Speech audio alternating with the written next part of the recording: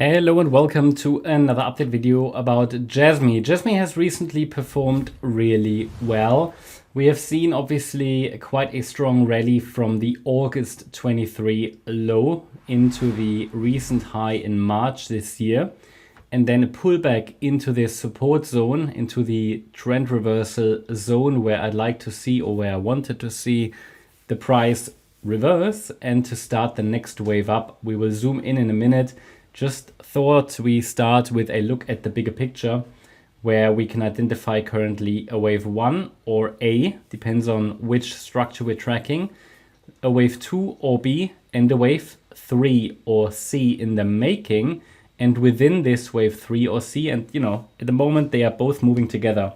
So I would call them mirror counts. They move together, and there is currently no evidence that that a top is in place. Okay, so I would still like to see further upside within that third wave or C wave, but we won't be able to distinguish between them until we get the next larger pullback, where we will then see a decision of the market, or the market will make a decision if a support level is going to hold or not. And if support for wave 4 is holding, then we can look forward to a fifth wave up. So what we're tracking here essentially is in this C wave or third wave, another wave 1, which topped in December last year. This was here at around 0.0075.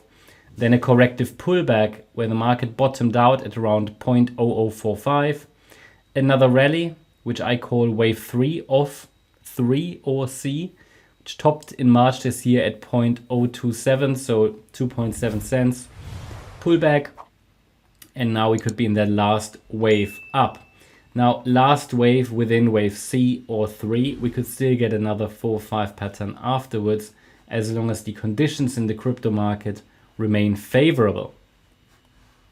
So looking at the structure here, it's currently assumed that the wave 4 has bottomed out. I'm tracking this as a WXY. The Y wave ended slightly below the wave W. That's normal what we want. It also reached a 100% extension of the wave W. That's an additional target level to watch. And the idea is now that we're moving up in wave 5. That would be an impulse as far as I can tell right now. So we have a wave 1 to the upside. We have a wave 2 to the downside. Wave 3 could still stretch a bit higher from a Fibonacci point of view. It did what it needed to do. I'm talking about wave 3 or 5. Within that wave 3 or 5, we also are looking for 5 waves. I can only see 3 at the moment, which is why I said just now it has done enough. This third wave could technically be complete. It's done enough from a Fibonacci point of view, which means that the third wave here is certainly long enough when we compare it to the initial 1-2 setup, or the wave 2, which bottomed around the 13th of May. But what we want to see normally in a third wave is a 5-wave move. Well, I can only see 3. Therefore, I'm thinking, even though it's very much extended to the upside already, I'm still looking for potentially, one more high, okay, in this move to the upside. That would be one more high in wave 5 of 3. And okay, if that happens, where could it land? Where could it land? Well, it might land at the next upside fib at 3 cents or 3.44 cents. From here, another pullback would be expected in wave 4 or 5. And then we can possibly reach a more substantial top. That's broadly in line with the Bitcoin count as well. If we zoom out again, then we can see that the next deeper pullback would be a wave 4, with then one more high to come in wave 5. At the moment, in the very short term, I think it's important to watch the support region here. It's between 2.08 cents and 2.55 cents. Ideally, it's turning around somewhere in this region. Could stretch out a few more days, absolutely. Next micro support is at 2.36 cents and then 2.2 cents. And if we zoom in further, this is currently a 3-wave pullback, which is precisely what we want to see. A wave down, B wave up, C wave down, could get one more low, yeah.